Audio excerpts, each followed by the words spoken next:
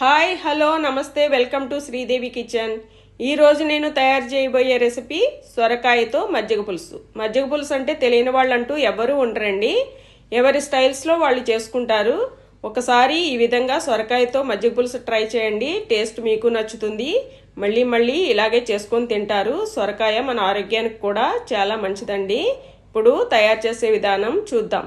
ఒక లేత సొరకాయలో 4వ భాగం తీసుకొని క్లీన్ చేసి పెట్టుకొని ఈ విధంగా చిన్న చిన్న ముక్కలు కోసి పక్కన పెట్టుకోవాలి. అలాగే ఒక 2 పచ్చిమిరపకాయలు, ఒక టమాటా, ఒక ఉల్లిపాయ, ఒక 1/2 ఇంచు అల్లం ముక్క ఇప్పుడు చూపించే విధంగా చిన్న చిన్నగా కట్ చేసి పక్కన పెట్టుకోవాలండి. ఇప్పుడు తయారు చేసే విధానం చూద్దాం. ఒక గిన్నె తీసుకొని 1/2 లీటర్ పెరుగు వేసుకున్నాను.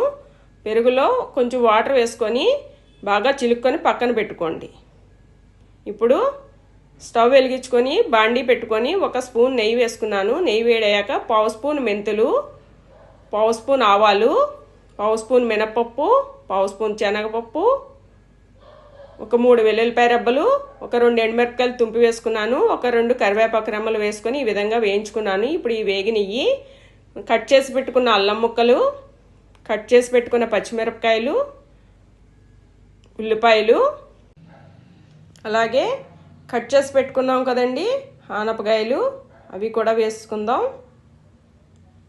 ఆనపకాయ ముక్కలు కూడా ఈ విధంగా చిన్నగా కట్ చేసి పెట్టుకున్నాం కదా, వేసుకొని ఇది ఒక్కసారి కలుపుకొని ఒక 5-6 నిమిషాలు లో ఫ్లేమ్లో పెట్టి మగ్గించుకోవాలండి. మూత పెట్టి ఇవి మగ్గినయ్యి. ఇప్పుడు తగినంత ఉప్పు, ఒక 1/2 స్పూన్ ధనియాల పొడి, ఒక 1/2 స్పూన్ పసుపు వేసుకొని ఇప్పుడు కట్ చేసి పెట్టుకున్న టమాటాలు వేసుకుంటున్నాను.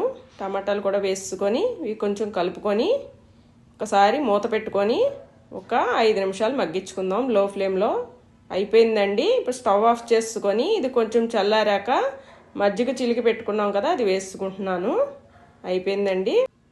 ఇప్పుడు పైన కొంచెం కొత్తిమీర వేసుకొని సర్వింగ్ బౌల్లోకి తీసుకుందామండి.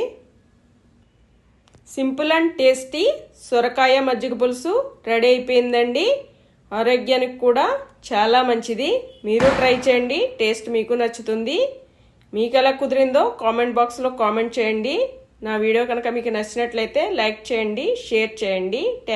Thanks for watching.